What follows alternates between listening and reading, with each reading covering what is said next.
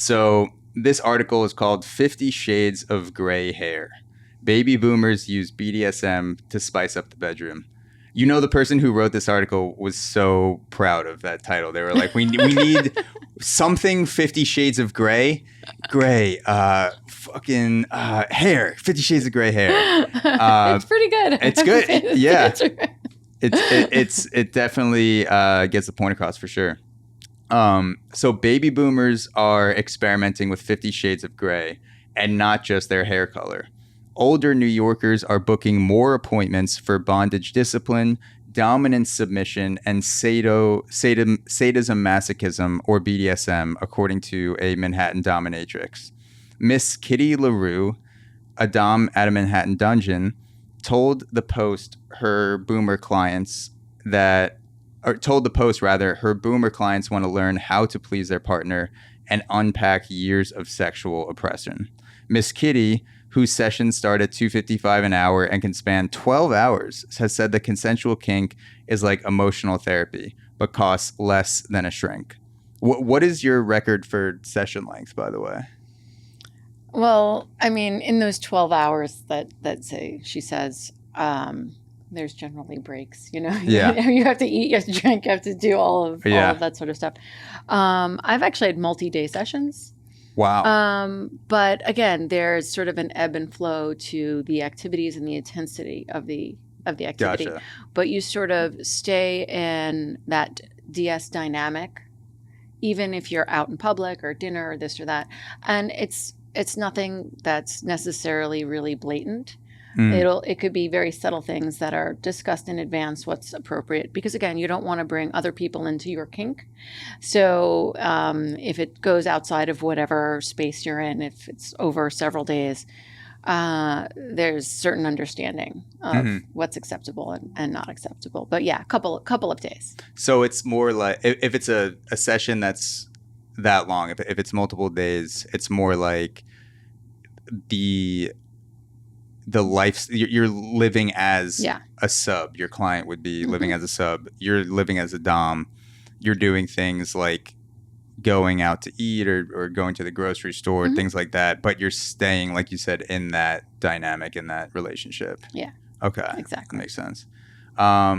So Miss Kitty LaRue, she says, we're like sex therapists, noting that sessions often involve more talk than action.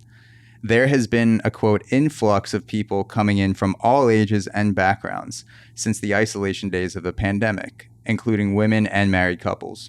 Sessions can be healing for clients with past sexual trauma because they can play out painful memories but give them a different end, said Dylan Gong, another dom. Gong said that they were healed by BDSM, which ranges from light spanking to choking and rope bondage. So is BDSM, is this a way to heal trauma that has been repressed, or even like generational trauma? Have you had clients that come to you that maybe they're in the baby boomer age range where it's like, we did not grow up with this. This is considered taboo from our generation, but this is something that we're going to get into now. We're going to explore. So there's definitely a lot, going on in what they're saying. First is the age thing about the boomers and them coming. Yeah. I have found that, because I have been doing this for a long time, that yes, people in that age group definitely participate. I don't know if all of a sudden they're like coming to it now. I think honestly they've been into it for a while. So I don't think that all of a sudden there's an influx of that age group.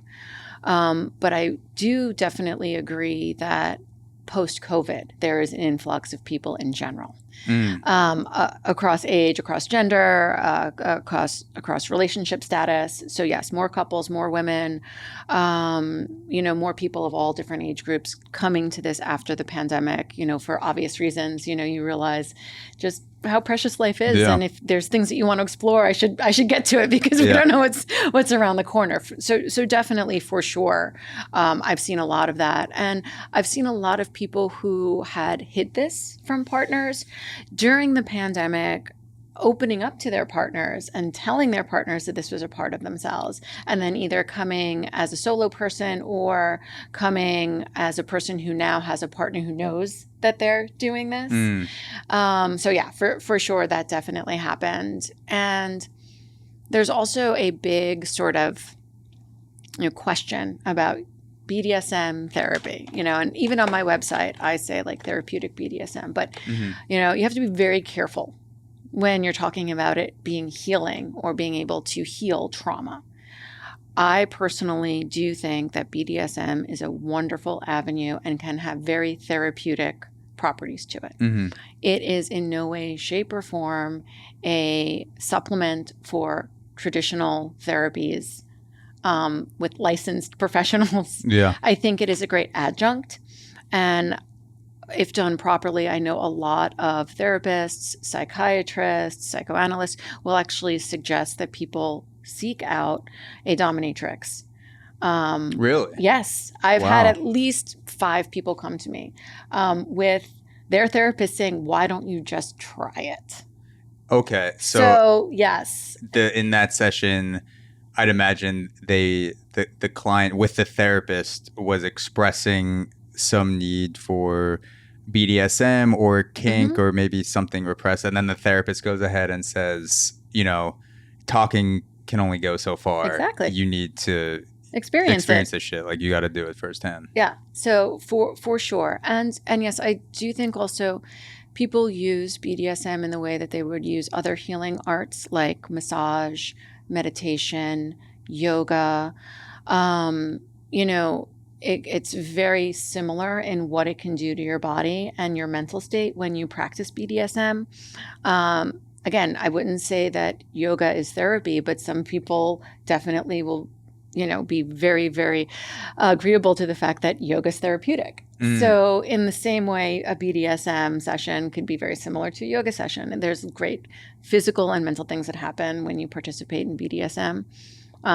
Sort of going outside of your spectrum of what you're qualified to do, that's a touchy subject. So I don't think that Dom should ever say they can heal somebody or that they can help them process through their trauma, because you're really getting into a dangerous situation there. Because if people do have a lot of trauma and you are not skilled in being able to know how to appropriately handle it, then you can both be in danger.